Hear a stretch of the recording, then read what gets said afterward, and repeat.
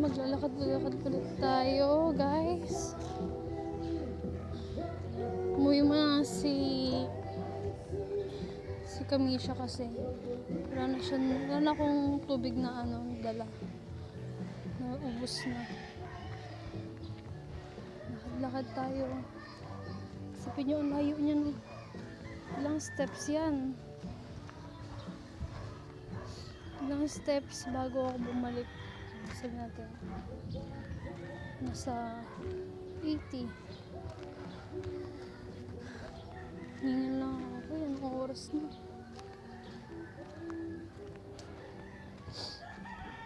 Kailangan ko magtagtag kasi hirap na ako. Lagi ako nakahiga sa bahay pagtas ko gumawa. Magalaw naman ako pero syempre kailangan magpahinga ako. Sino magtutulong sa atin pag nanganak? Diba syempre tayo din. Tapos ang kawawa yung anak natin mamamahirapan. So babay ka tayo. Yan. Balik ulit tayo. Wala pa ulit ang aking anak. Wala pa siya. Kita niyo yun. Yun, alabang yan. Alabang yung building yan. Sa alabang na yan.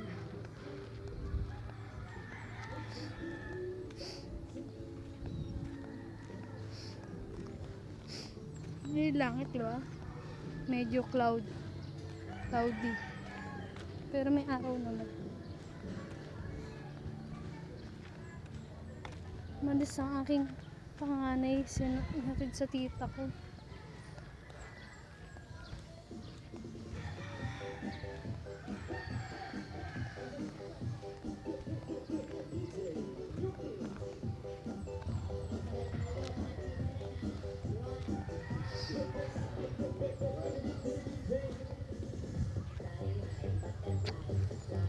Wala pa rin siya.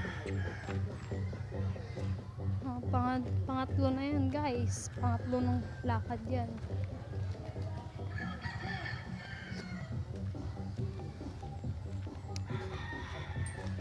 Yung kumari ko kasi nanganak na. Pero I know na magka-month lang kami ng baby. Due date din niya January. Pero napaaga. Ako hindi pa.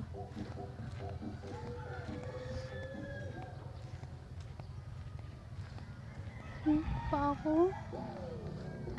Hindi pa kasi.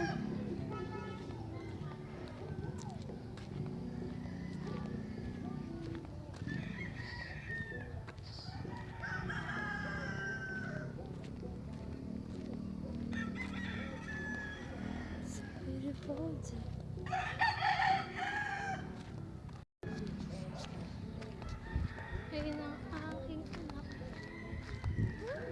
Pagod. Wala akong para lumabas.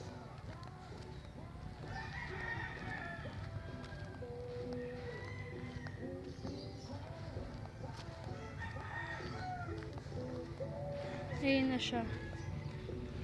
Pinakita niya yan. Ayun na siya, oh. Hanggang may dalang tubig. May dala siyang tubig. Nagalaw si baby sa tummy ko.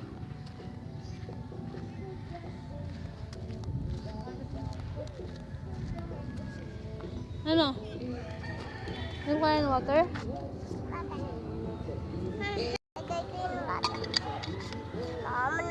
Wait lang. Inom ka ba? Opo. Sinarado mo yun doon? Opo.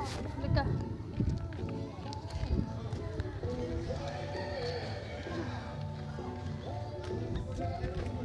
Kailangan ko maglakad-lakad. Papakain pa pala ako ng manok.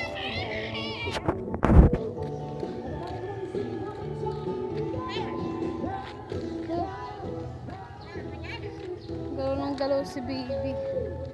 Papakain pa akong manok ng aking asawa. Alaga ng aso, alaga ng manok. Tara dito. Ha? Later na. Kumit ko ba? Oh, mo to.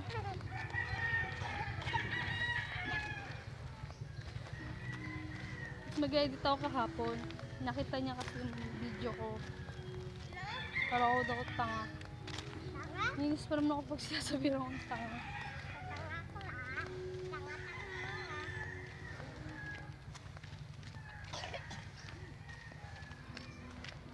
Gusto ko magkaganyan din kami yung farm. Kailangan natin maglakad-lakad. Napagod na daw siya.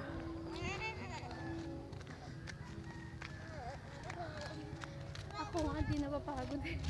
Kahit alam ko sa sarili kong pagod na ako. Hinihingal na ako. Uwi na tayo. Nakailan lakad na si mama.